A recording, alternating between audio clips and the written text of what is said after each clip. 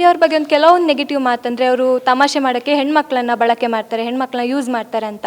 So ನಿಮ್ಗೆ ಆ ಥರ ಅನಿಸಿದ್ಯಾ ಮನೆಯೊಳಗೆ? ನನಗೆ ಯಾವತ್ತೂ ಆ ಥರ ಅನಿಸಿಲ್ಲ. ಯಾಕಂದರೆ ಎಲ್ಲರಿಗೂ ತುಂಬ ರೆಸ್ಪೆಕ್ಟ್ ಕೊಟ್ಟು ಮಾತಾಡಿಸ್ತಾ ಇದ್ದೆ. ನನಗೆ ಗೊತ್ತಿಲ್ಲ ಯಾವ ವಿಷಯ ಬಗ್ಗೆ ಮಾತಾಡ್ತಾ ಇದ್ದೀರಾ ಅಂತ, ಬಟ್ ನನಗಂತೂ ಎಲ್ಲೂ ಕಾಣಿಸ್ಲಿಲ್ಲ ಅದು. ಅಂದರೆ ಅಶ್ವಿನಿ ಅವರ ವಿಷಯದಲ್ಲಿ ಆಗಿತ್ತು, ಬಾತ್ರೂಮಲ್ಲಿ ಜಗಳ ಆಗಿತ್ತು. ಸೊ ಅಶ್ವಿನಿ ಅವರು ಕೆಲವೊಂದು ಸತಿ ಈ ಥರ ಹೇಳಿದ್ದಾರೆ, ಹೆಣ್ಮಕ್ಳಿಗೆ ರೆಸ್ಪೆಕ್ಟ್ ಕೊಡಲ್ಲ ಅವನು, ಹೆಣ್ಮಕ್ಳನ್ನ ತಮಾಷೆಗೆ ಬಳಸ್ಕೊಳ್ತಾನೆ ಅಂತ ಹೇಳಿದ್ದಾರೆ. ಸೊ ಅದ್ರ ಬಗ್ಗೆ ಹಂಗೇನಿಲ್ವಲ್ಲ, ಯಾಕಂದರೆ ಹೆಣ್ಮಕ್ಳು ಕೂಡ ಅಷ್ಟು ಜೋರಾಗಿ ಮಾತಾಡ್ತಾ ಇದ್ದು. ಸೊ ನಾವು ಉತ್ತರ ಕೊಡಲೇಬೇಕಲ್ವ. ಈಗ ನಾವು ಉತ್ತರ ಕೊಡಲಿಲ್ಲ ಅಂದರೆ ನಾವು ಅವ್ರ ಮುಂದೆ ಡಮ್ಮಿ ಆಗಿ ಹೋಗ್ತೀವಿ. ಅವರೇ ಸ್ಟಾರ್ಟ್ ಮಾಡೋದು, ನಾವು ಉತ್ತರ ಕೊಡ್ತಾ ಇದ್ವಿ, ಸಿಂಪಲ್ ಅಷ್ಟೇ, ಬೇರೆ ಏನಿಲ್ಲ. ಒಂದು ವಿಷಯದಲ್ಲಿ ಅಶ್ವಿನಿ ಅವರು ತುಂಬ ಎಲ್ಲರನ್ನ ನಂಬಿಸಿರ್ತಾರೆ, ಅಂದರೆ ಗಿಲ್ಲಿ ನನ್ನ ಮೇಲೆ ರೇಗಾಡ್ದ ಅನ್ನೋದು, ಆ ಬಾತ್ರೂಮ್ ವಿಷಯದಲ್ಲಿ ಆಗಿರ್ಬೋದು.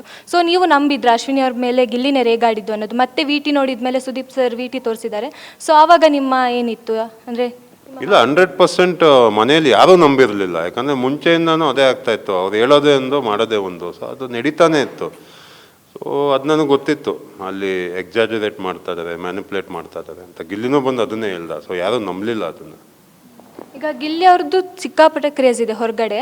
ಸೊ ಆ ಕ್ರೇಜ್ ಬಗ್ಗೆ ನೀವೇನು ಹೇಳ್ತೀರಾ ಈಗ? ಸೊ ಈ ಕ್ರೇಜ್ ಇನ್ನೂ ಡಬಲ್ ಆಗಲಿ, ಇನ್ನೂ ಜಾಸ್ತಿ ಆಗಲಿ. ನಮ್ಮ ಗೆಳೆಯ ತುಂಬ ದೊಡ್ಡದಾಗಿ ಬೆಳೀತಾ ಇದ್ದಾನೆ. ತುಂಬ ಖುಷಿ ಆಯಿತು ನೋಡಿ. ಸರ್, ಎಲ್ಲೋ ಒಂದು ಕಡೆ ನೀವು ಕೂಡ ಕೆಲವೊಂದು ಸ್ಟೇಟ್ಮೆಂಟನ್ನು ಹೇಳಿದರೆ, ಗಿಲ್ಲಿ ಅಂದರೆ ಏನು ಮಾಡಲ್ಲ, ಓತ್ಲ ಇಟ್ಕೊಂಡಿರ್ತಾನೆ, ಏನು ಕೆಲಸ ಮಾಡಲ್ಲ, ಏನು ಇನ್ವಾಲ್ವ್ಮೆಂಟ್ ಇಲ್ಲ ಟಾಸ್ಕಲ್ಲಿ ಆಗಲಿ ಅಂತ. ಸೊ ಅವ್ರು ಗೆದ್ದಿದ್ದಾರೆ, ಈಗ ಹೇಗೆ ಅನಿಸ್ತಿದೆ ಸರ್? ಇಲ್ಲ, ಇವಾಗ ಗಿಲ್ಲಿ ನಾನು ಹೇಳ್ತಾ ಇದ್ದೆ ಕೆಲಸ ಮಾಡಲ್ಲ ಅಂತ. ಮೇ ಬಿ ಅದೇ ಪ್ಲ್ಯಾನಿಂಗ್ ಅನಿಸುತ್ತೆ. ಸುಮ್ಮನೆ ಕೂತ್ಕೊಂಡೆ ಅವನು ಬೇರೆಯವ್ರ ಹತ್ರ ಕೆಲಸ ಮಾಡಿಸ್ತಾ ಇದ್ದ. ಸೊ ಸಖತ್ ಬ್ರೈನಿ ಫೆಲೋ ಅವನು. ಸೊ ಅದೆಲ್ಲ ನೋಡಿದಾಗ ಇವಾಗ ಅನ್ನಿಸ್ತಾ ಇದೆ ಅವನು ಆಡ್ತಿದ್ದಿದ್ದು ಆಟ. So is not like that. So ಆಟ ಅಂತ ಬಂದಾಗ ಅವ್ನಿಗೆ ಏನು ಮಾಡಬೇಕೋ ಅದನ್ನು ಮಾಡ್ದ. ಅವ್ನು ಕೆಲಸ ಮಾಡಿಲ್ಲ, ಬೇರೆಯವ್ರ ಹತ್ರ ಕೆಲಸ ಮಾಡ್ಕೊಂಡ. So it's A game. ಅಂದರೆ ಬಿಗ್ ಬಾಸಲ್ಲಿ ವಿನ್ ಆಗಬೇಕಾದ್ರೆ ಈಗ ಗಿಲ್ಲಿ ಥರ ಮಾಡಿದರೆ ವಿನ್ ಆಗ್ತಾರೆ ಅಂತ ನಿಮ್ಮ ಅನಿಸಿಕೆ? ಇಲ್ಲ ಇಲ್ಲ, ಅದು ನಿಜವಾಗ್ಲೂ ತಪ್ಪಾಗುತ್ತೆ. ಇವಾಗ ಎವ್ರಿ ಇಯರು ಡಿಫ್ರೆಂಟ್ ಕ್ಯಾರೆಕ್ಟರ್ಸ್ ಬರುತ್ತೆ. ಇವಾಗ ಈ ವರ್ಷ ಗಿಲ್ಲಿ ಬಂದಿರ್ತಾನೆ, ಮುಂದಿನ ವರ್ಷ ಇನ್ನೊಬ್ಬ ಯಾರೋ ಬರ್ಬೋದು, ಇನ್ನೊಬ್ಬರು ಫೀಮೇಲ್ ಬರ್ಬೋದು. ಸೊ ಹೇಳೋಕ್ಕಾಗಲ್ಲ. ಯಾಕಂದರೆ ಒಂದು 20 ಕ್ಯಾರೆಕ್ಟರ್ ಡಿಫ್ರೆಂಟ್ ಕ್ಯಾರೆಕ್ಟರ್ನ ಬಿಟ್ಟಾಗ ಯಾರೋ ಒಬ್ಬರು ಶೈನ್ ಆಗ್ತಾರೆ.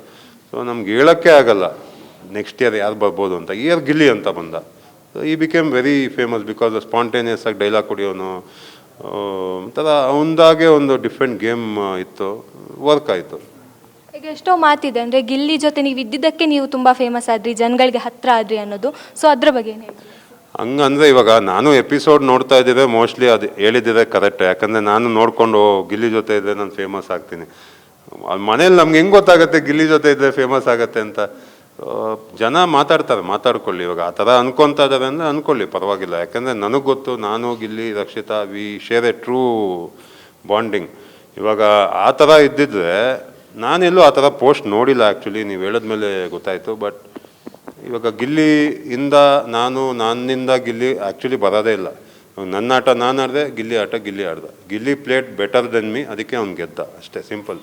ಗಿಲ್ಲಿ ಅವ್ರು ಹಾಗಾದ್ರೆ ಅವರ ವ್ಯಕ್ತಿತ್ವದಿಂದ ಗೆದ್ರು, ಅಂದರೆ ಹಾಸ್ಯ ಮಾಡ್ಕೊಂಡೇ ಗೆದ್ರು ಅಂತ ಹೇಳ್ತೀರಾ ನೀವು? 100% ಅವ್ರ ವ್ಯಕ್ತಿತ್ವನೇ ಅವ್ರನ್ನ ಮೇಲ್ ತಂದಿದ್ದು. ಹಾಸ್ಯನೇ ಅವರ ಏನಪ್ಪ ವೆಪನ್. ಅದರಿಂದನೇ ಗೆದ್ರು. ಎಸ್, ಅವ್ರ ಟ್ಯಾಲೆಂಟ್ ಅದು. ಇವಾಗ ನಮ್ಗೆ ಅವ್ರ ಥರ ಸ್ಪಾಂಟೇನಿಯಸ್ ಆಗಿ ಮಾತಾಡೋಕ್ಕೆ ಬರಲ್ಲ.